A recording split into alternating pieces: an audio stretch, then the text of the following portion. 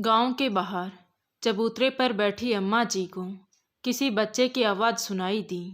पीछे मुड़कर देखा तो वहीं पास में रहने वाला 10 वर्षीय प्रीतम अम्मा जी को ही बोल रहा था। अम्मा जी, मेरी दादी माँ ने आज आपको हमारे घर बुलाया है, ज़रूर आना, भूल मत जाना, कहकर प्रीतम खेलते हुए वहाँ से आगे बढ़ गया तो अम्मा जी अपनी लाठी की टेक से धीरे धीरे चलकर प्रीतम के घर पहुंच गई। वहां जाकर देखा तो ऐसा लग रहा था जैसे बहुत बड़ा समारोह होने वाला है, लेकिन अम्मा को इतने बड़े समारोह से क्या लेना देना था। उन्हें तो सिर्फ 2 वक्त का खाना चाहिए था, फिर चाहे वो रूखा सूखा हो या 56 भोग हो, बस पेट भरने से मतलब था। उनकी सूनी आंखों में एक अजीब सा सूनापन दिखाई देता था। ऐसा लगता था जैसे वो कई दिनों से किसी का इंतज़ार कर रही हूँ, लेकिन शायद उनके इंतज़ार की घड़ी ख़त्म होने का नाम ही नहीं ले रही थी। वो प्रीतम के घर जाकर एक कोने में बैठ गई। अम्मा जी को वहाँ बैठे करीब 1 घंटा हो गया था, लेकिन किसी ने भी उनकी तरफ ध्यान नहीं दिया। तभी उस समारोह में आई एक मेहमान ने जाकर प्रीतम की दादी रुक्मणी जी को बताया कि कोई बूढ़ी अम्मा करीब 1 घंटे से एक ही जगह पर बैठी हुई है, वो किस लिए आई है, जरा जाकर पूछ लो। तब अचानक रुक्मणी जी को याद आया कि अरे, मैं तो भूल ही गई थी कि मैंने विमला बहन जी को बुलावा भेजा था। बेचारी कब से मेरा इंतज़ार कर रही होगी। कहते हुए वो जल्दी से उठी और सबसे पहले भंडारे कक्ष में गई और अम्मा जी के लिए भोजन की थाली लेकर आई और अम्मा जी के पास आकर माफ़ी मांगते हुए बोली, मुझे माफ़ करना बहन जी, घर में काम अधिक होने की वजह से मैं आपकी तरफ ध्यान नहीं दे पाई थी। तो अम्मा जी ने कहा, कोई बात नहीं बहन, लेकिन ये बताओ ये समारोह किस लिए हो रहा है। तो रुक्मणी जी ने बताया कि आज मेरे पति राम किशन जी की पहली बरसी थी, इसलिए हमने पूरे गांव की दावत रखी थी। अच्छा बहन, बोलकर अम्मा जी खाना खाने लगी। उन्हें बहुत जोरों की भूख लगी थी, इसलिए वो थोड़ी ही देर में पूरी थाली चट कर गई और रुक्मणी जी को आशीर्वाद देते हुए वहाँ से चली गई। अम्मा जी कहाँ से आई हैं और कहाँ रहती हैं ये किसी को भी नहीं पता था, लेकिन इतना ज़रूर था कि अम्मा जी रोज़ सुबह गांव के उस चबूतरे पर आकर बैठी रहती थी। शायद वो वहाँ बैठकर किसी का इंतज़ार करती थी। गांव के कई लोगों ने उनसे पूछने की कोशिश भी की, लेकिन उन्होंने किसी से कुछ भी नहीं बताया। लेकिन कहते हैं ना, खाने वाले का नाम दाने दाने में लिखा होता है। बस यही था अम्मा जी के साथ भी। अम्मा जी ने अपनी आप बीती केवल प्रीतम की दादी माँ रुक्मणी जी को ही बताई थी, क्योंकि रुक्मणी जी भी लगभग अम्मा जी की हम उम्र थी और वो बहुत बार विमला जी के पास आकर घंटों घंटों तक बातें करती रहती थी। इसलिए एक दिन वो दोनों गांव के बाहर उसी चबूतरे पर बैठी हुई थी जहां विमला जी अक्सर अकेली बैठी रहती थी।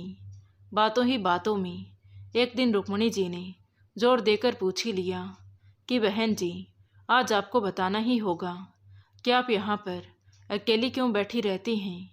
तो विमला जी भी अपने मन की व्यथा रुक्मणी जी के सामने खोल बैठी कि एक समय ऐसा था बहन कि भगवान की कृपा से हमारे पास कभी किसी चीज़ की कोई कमी नहीं थी। मेरे एक बेटा और एक बेटी हैं। बेटे की शादी हुई तो बहू के आने की इतनी खुशी थी, लेकिन वो खुशी चंद मिनटों में ही चकनाचूर हो गई, क्योंकि बहू ने आते ही पूरे घर में तूफान ला दिया था। उसने घर में पैर रखते ही अपने पति यानी कि मेरे बेटे सुनील से बोल दिया कि वो उसके माता पिता के साथ हरगिज़ नहीं रहेगी। लेकिन मेरे बेटे सुनील को उसकी ये बात नागवार लगी। उसने अपनी पत्नी सुमन को समझाते हुए कहा, देखो सुमन, तुम अपनी हदें पार कर रही हो। तुमने घर में पैर रखा नहीं, उससे पहले ही मेरे माता पिता से दूर होना चाहती हो। कहते हुए वो उसे अपने कमरे में ले गया और उसे प्यार से समझाते हुए बोला, सुमन, तुम समझने की कोशिश करो। अभी तो पापा कितने पैसे कमा रहे हैं, उनका खुद का बिजनेस है। न जाने उन्होंने कितने ही पैसे जमा कर रखे हैं, कितने गहने जमा कर रखे हैं। अगर ऐसे में हम उनसे अलग हो जाएंगे तो वो हमें फूटी कोड़ी नहीं देंगे। इसीलिए मैं आपको माँ के सामने डांट रहा था। प्लीज़ गुस्सा मत होना, बस कुछ ही दिन की बात है, फिर हम पिताजी से पूरे पैसे ऐंठ कर यहाँ से चले जाएंगे। बेटे की बात बहू को भी ठीक लगी और वो हमारे साथ रहने के लिए राजी तो हो गई, लेकिन पूरे दिन अपने कमरे में बैठकर टीवी देखती रहती या अपने फ़ोन में लगी रहती, पर काम को हाथ बिल्कुल नहीं लगाती थी। उस समय मेरी बेटी रेखा 10वीं क्लास में थी। वो अपनी भाभी के होते हुए भी अपने आप को अकेला महसूस करती थी, लेकिन क्या ही कर सकते थे।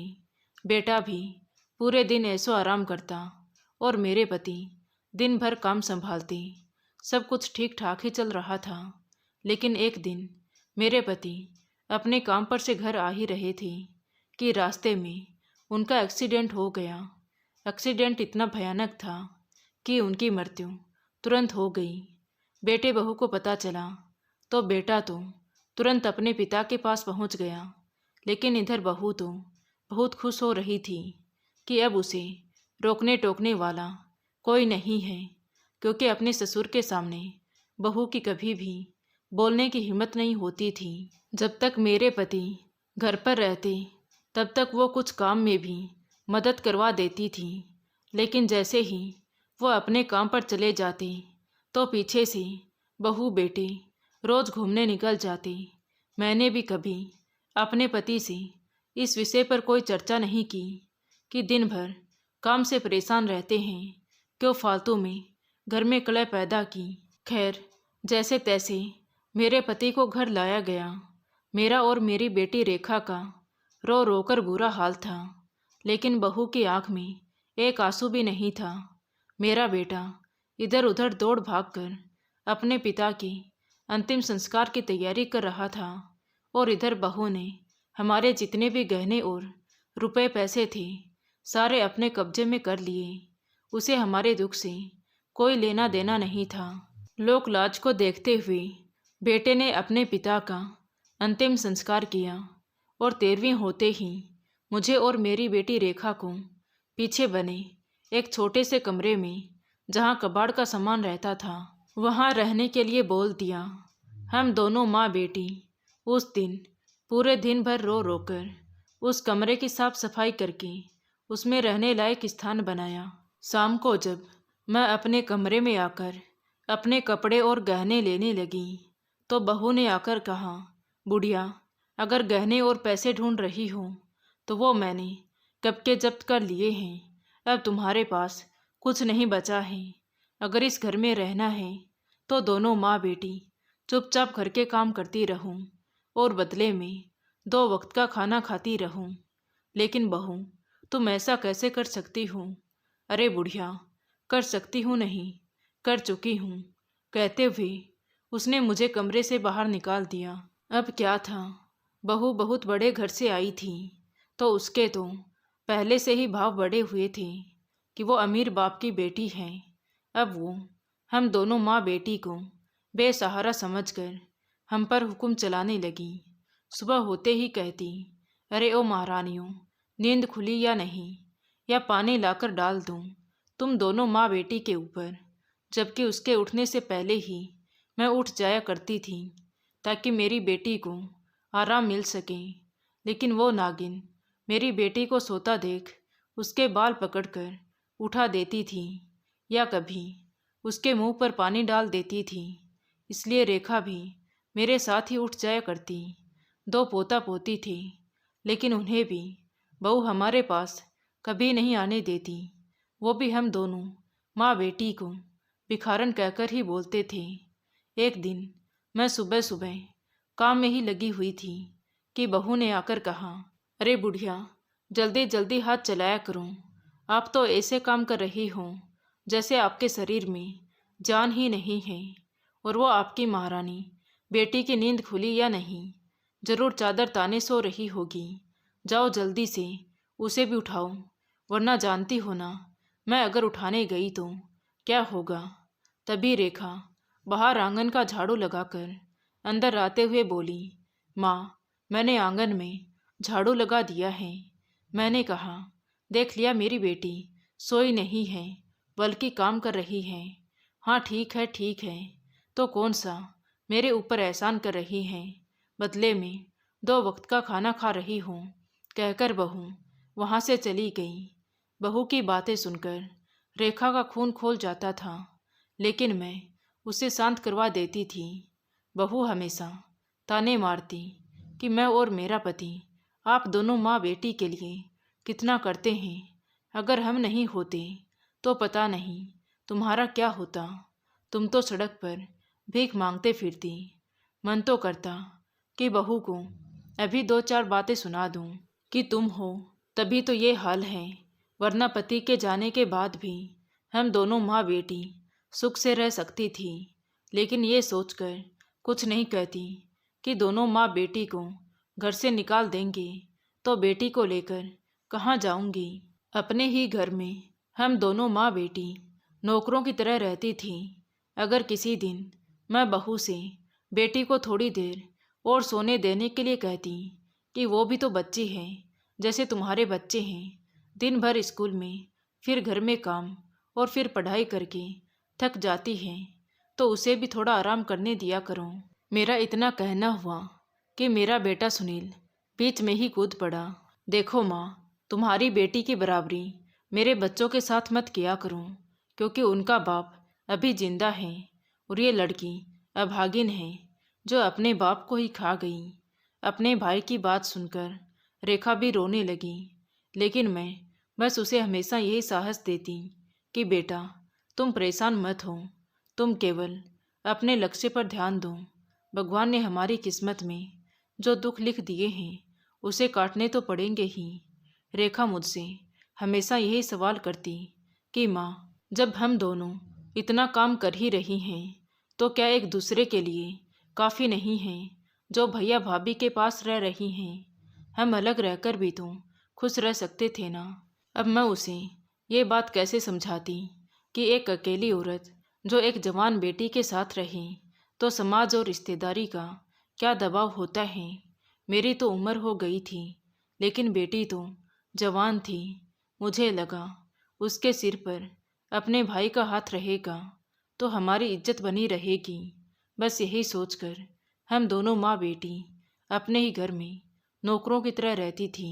लेकिन अब भगवान से मेरी एक ही विनती है कि मेरी बेटी अच्छी नौकरी कर ले और इतनी सक्षम हो जाए कि हमें किसी की मदद की ज़रूरत ना पड़े। बस मैं समझूंगी कि मेरी तपस्या सफल हो गई। तपस्या? कैसी तपस्या बहन जी? रुक्मणी जी ने आश्चर्य से पूछा। तो विमला जी ने कहा, जब मेरी बेटी की कॉलेज की पढ़ाई पूरी हुई तो उसे एक मल्टीनेशनल कंपनी में नौकरी मिल गई। वो इस खुशी को परिवार में सभी के साथ बांटना चाहती थी और इसी खुशी में वो हम सबके लिए मिठाई के रूप में घर में ही बेसन की चक्की बना ली। वो चक्की लेकर मेरे पास आ ही रही थी कि इतने में ही बहू बाहर से घूमकर आई थी। उसने घर में बेसन की चक्की बनी हुई देखी तो वो गुस्से में लाल पीली हो गई। उसने गुस्से में भड़कते हुए कहा, हे भगवान, इन माँ बेटी का पेट है या कुआं जो कभी भरता ही नहीं। अरे हम दोनों पति पत्नी जो दिन भर भागदौड़ करते रहते हैं, हमने अभी तक कुछ नहीं खाया है और ये घर पर आराम फरमाने वाली इन महारानियों को देख लो कैसे मुफ्त में दूसरे का माल उड़ाए जा रही हैं। कहते हुए उसने रेखा के हाथ से मिठाई की प्लेट छीन ली और उसे बड़ी बड़ी आंखें दिखाते हुए कहा, ए लड़की, खबरदार, जो तुमने हमसे पहले चक्की खाई तो पहले हमें भरपेट खा लेने दो, फिर जो बच जाए उसे तुम दोनों माँ बेटी खाते रहना, वरना देख लेना बाहर का रास्ता दिखा दूंगी। और हाँ, मेरे लिए 1 कप चाय बनाकर मेरे कमरे में ले आओ। सुबह से मैंने चाय नहीं पी है। अपनी भाभी की बात सुनकर रेखा को बहुत गुस्सा आया। उसने अपनी भाभी के हाथ से प्लेट छीनकर वापस मेरे हाथ में थमाते हुए बोली, भाभी, आपकी बातें सुनते आ रही हैं, तो इसका मतलब ये नहीं है कि आप हमें अपने इशारों पर नचाओगी। मैंने चक्की सबके लिए बनाई है, ये नहीं कि सिर्फ हम बनाते रहें और आप खाते रहो। उस दिन रेखा ने पहली बार अपनी भाभी से जुबान लड़ाई थी। अब अक्सर रेखा बात बात पर अपनी भाभी को जवाब देने लगी, तो उसकी भाभी को लगा कि ये मेरी मर्जी के खिलाफ जा रही है। तो उसने सोचा कि इस लड़की को ही रास्ते से हटा दिया जाए, तो ना रहेगा बांस और ना बजेगी बांसुरी। ये सोचकर एक दिन उसने एक आदमी को फ़ोन लगाया और इत्तेफाक से उसकी सारी बातें मैंने सुन ली। उसने कहा, अगर तुमने इस लड़की को जान से मार दिया तो मैं तुम्हें 2 लाख रुपए दूंगी। तो उस आदमी ने कहा, क्या मैडम, इतने बड़े काम के लिए सिर्फ 2 लाख रुपए? आपको पता भी है अगर पकड़े गए तो आजीवन कारावास की सज़ा हो सकती है। मैं तो इस काम के लिए पूरे 5 लाख रुपए लूँगा। तो बहू ने खुशी खुशी हाँ कर दी और उसी समय उसने रेखा की 2-3 फोटो उस आदमी को भेज दी। ये सब बातें वो मोबाइल स्पीकर पर करके बात कर रही थी, क्योंकि उस समय उसने मुझे बाजार भेज दिया था और रेखा कॉलेज के काम से बाहर गई थी। घर पर कोई नहीं था, लेकिन मैं बाजार से इसलिए जल्दी आ गई क्योंकि एक सब्जी वाली जो हमेशा बाजार में दुकान लगाती थी, वो मुझे रास्ते में ही मिल गई। इसलिए मुझे बाजार नहीं जाना पड़ा और मैं जल्दी ही घर वापस आ गई। मैंने जब बहू की ये नीच हरकत सुनी तो मेरे तो पैरों तले ज़मीन ही खिसक गई। मैं जल्दी जल्दी घर से बाहर निकली तो रास्ते में रेखा आते हुए मिल गई। मैंने रेखा को वो सारी बातें बताई और उसे दोबारा घर आने से मना कर दिया। उस रात वो अपनी एक सहेली के घर रुक गई। मैंने उसके सारे डॉक्यूमेंट चुपचाप ले जाकर उसे दे दिए और वो वहीं से गुड़गांव के लिए निकल गई। उधर उस आदमी ने नशे के धुत में एक लड़की, जो मेरी बेटी रेखा ने जिस रंग की ड्रेस पहनी थी वैसी ड्रेस पहने किसी दूसरी लड़के की फ़ोटो बहू के पास मोबाइल में भेज दी और ऐसा दिखाया कि सड़क दुर्घटना में वो लड़की मर गई है। तो बहू ने कहा कि ठीक है, अब इसको कहीं भी नदी के किनारे फेंक आओ। मैं इस बुढ़िया को बोल दूंगी कि इसकी बेटी कहीं भाग गई है। अगले दिन बहू ने खुश होते हुए मुझे कहा कि बुढ़िया, तुम्हारी बेटी तो कहीं भाग गई है। देखो ना, कल कॉलेज में गई थी और अब तक घर नहीं आई है। आपका बेटा बता रहा था कि उसने किसी लड़के के साथ जाते हुए उसे देखा था। उसने उसका पीछा भी किया, लेकिन उसने अपने भाई को देखकर भी अनदेखा कर दिया। तो मैंने भी बहू के सामने झूठे आंसू बहाते हुए कहा कि मेरी बेटी ऐसा कभी नहीं कर सकती। देखना, वो एक दिन ज़रूर लौटकर आएगी। तो बहू हंसते हुए वहाँ से चली गई, क्योंकि उसने तो अपनी तरफ से मेरी बेटी को मरवा ही दिया था। अब मेरी बेटी के न रहने से बहू खुलेआम मुझ पर अत्याचार करने लगी। वो अब जब चाहती तब मुझ पर हाथ उठा देती थी, लेकिन मैं बस अपनी बेटी के वापस आने के इंतज़ार में उसके जुर्म सहती रही। लेकिन हद तो तब हो गई जब एक बार मैं करीब 10 दिनों तक बीमार रही। मुझे रोज़ ही बुखार आ रहा था, इसलिए मैं कुछ भी काम करने में असमर्थ थी। तो बहू को ही घर के काम करने पड़ते थे, इसलिए वो मुझे भी अपने रास्ते से हटाने की सोचने लगी कि क्यों ना चाय में ही नशे की दवाई मिला दी जाए। किसी को कानों कान पता भी नहीं चलेगा और उसका काम भी बन जाएगा। पता नहीं वो रोज़ ही चाय में ऐसा क्या मिलाती थी जिसे पीकर मैं सिर्फ सोती रहती थी। एक दिन जब मेरी नींद खुली तो मुझे बहुत ज़ोरों की प्यास लगी थी। मैं पानी लेने रसोई में जा ही रही थी कि मुझे बहू के बोलने की आवाज़ सुनाई दी कि अब तो बुढ़िया का भी काम तमाम हो ही जाएगा। अब कुछ ही दिनों की बात है, फिर इससे भी उसकी बेटी की तरह हमेशा हमेशा के लिए छुटकारा मिल जाएगा। और किसी अजनबी आदमी के साथ हंस पड़ी। मैंने उस समय रसोई में जाना ठीक नहीं समझा और दबे पांव चुपचाप अपने कमरे में जाकर वहीं सो गई। जब बहू मेरे कमरे में चाय रखने आई तो मैं भी नींद खोलने का नाटक करने लगी, क्योंकि मैं रोज ही बस नींद खुलती थी, चाय पीती और चुपचाप फिर से सो जाया करती। लेकिन उस दिन मैंने उस चाय को पिया नहीं, बल्कि बाहर जाकर फेंक दिया और चुपचाप अपने कमरे में जाकर सो गई। बहू आई और चाय का कप उठाकर ले गई। सभी लोग जब दोपहर में आराम कर रहे थे, तब मैं धीरे से उठी और दबे पांव अपने घर से भाग आई। धीरे धीरे चलते चलते एक तंबू के पास जाकर चक्कर आ गया तो वहीं पर बेहोश होकर गिर गई। उस तंबू में दो बूढ़े बुढ़िया रहते थे। वे बहुत ही गरीब और नेक दिल इंसान थे। उन्होंने मुझे पानी पिलाया। जब मुझे होश आया तो उन्होंने मुझे गर्मा गर्म चाय पीने के लिए दी, लेकिन मुझे तो चाय से नफरत सी हो गई थी और डर भी लगने लगा था। इसलिए मैंने चाय पीने से मना कर दिया। अब मैं वहीं रहने लगी। वे दोनों बुजुर्ग रोज सड़क पर भीख मांगकर लाते और मैं वहाँ की साफ सफाई करके उन्हें खाना बनाकर खिलाती। लेकिन एक दिन वो दोनों बुजुर्ग दंपति कहाँ गई पता ही नहीं चला। उसके बाद से मैं इस गांव में आकर इस चबूतरे पर बैठने लगी और शाम होते ही अपनी उस कुटिया में चली जाती हूँ। अपनी कहानी सुनाते सुनाते विमला जी फूट फूट कर रोने लगी। उनके साथ रुक्मणी जी भी रो पड़ी थी। उन्होंने विमला जी को अपने साथ ले जाने के लिए कहा, लेकिन उन्होंने अपने आप को बोझ समझकर उनके साथ जाने से मना कर दिया। विमला जी गांव में किसी के घर भी छोटा मोटा काम कर दिया करती और बदले में गांव के लोग विमला जी को थोड़ा खाना दे दिया करते थे और शाम होते ही वो अपने तंबू में जाकर सो जाती थी। लेकिन आज विमला जी की तपस्या भी पूरी होने वाली थी, क्योंकि वो शुभ दिन भी आ गया था जब उसकी बेटी के शुभ कदम अपनी माँ की आशा रूपी चादर पर पड़ने वाले थे। अब रेखा अपनी माँ के चरणों में वो सारी खुशियाँ लाकर डाल देना चाहती थी, जिस एक एक चीज़ के लिए उसकी माँ ने उसके लिए कुर्बानियाँ दी थीं। रेखा जिस दिन वापस अपने गांव लौटकर आई, उस दिन साल का आखिरी दिन था।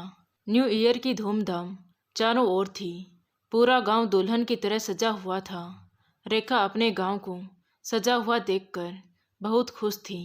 उसने एक तिकड़म लगाया कि क्यों न आज ही एक बहुत ही शानदार पार्टी का आयोजन किया जाए, जिसमें गांव के सभी लोगों को मुफ्त में भंडारा खिलाया जाए। वो जल्दी से अपने घर की तरफ चलती, लेकिन गांव में पहुंची तो किसी औरत ने बताया कि आपकी माँ पास के ही गांव में बने एक चबूतरे पर रहती है और ये बात आपके भाई भाभी को भी नहीं पता है। लेकिन एक दिन मैंने उन्हें वहाँ पर बैठे हुए देखा था। जब मैं उनके पास गई तो उन्होंने घबराते हुए कहा कि मेरे बेटे बहू को ये मत बता देना कि मैं यहाँ पर रहती हूँ, वरना वो मुझे मार डालेंगे, और अगर मेरी बेटी आए तो ध्यान रखना और उसे इसी चबूतरे के पास भेज देना। तो मैंने भी ये बात किसी को नहीं बताई। तो रेखा उस औरत को धन्यवाद देते हुए वहाँ से चल पड़ी और गांव के बाहर उसी चबूतरे पर जा पहुँची जहाँ उसकी माँ रहती थी। अपनी माँ को देखकर रेखा फूट फूट कर रोने लगी। माँ, क्या हाल हो गया है आपका? आप दिन रात यहाँ पर कैसे रहती हो? बेटा, मेरी चिंता मत कर, यहाँ के लोगों ने मुझे बहुत सहारा दिया है। अपनी माँ की बात से रेखा को भी सुकून मिला और उसने अपने प्लान के बारे में अपनी माँ को बताया। उसने सोच लिया कि इस न्यू ईयर पर बहुत बड़ी पार्टी का आयोजन किया जाएगा। पूरे गांव वालों के लिए दावत रखी जाएगी, क्योंकि इन्हीं गांव वालों की वजह से तो उसकी माँ आज तक जीवित थी। उसने तुरंत आसपास के लोगों में ये बात पहुंचा दी कि इस न्यू ईयर पर पूरे गांव की दावत रखी जाएगी। शाम होने से पहले ही उसने अनाउंसमेंट करवा दिया कि आसपास के जितने भी गांव हैं, किसी भी गांव में कोई खाना नहीं बनाएगा, और उस गांव के ब्लॉक से जुड़े छोटे छोटे शहर के अन्य सरकारी कर्मचारियों को भी निमंत्रण भेजा गया।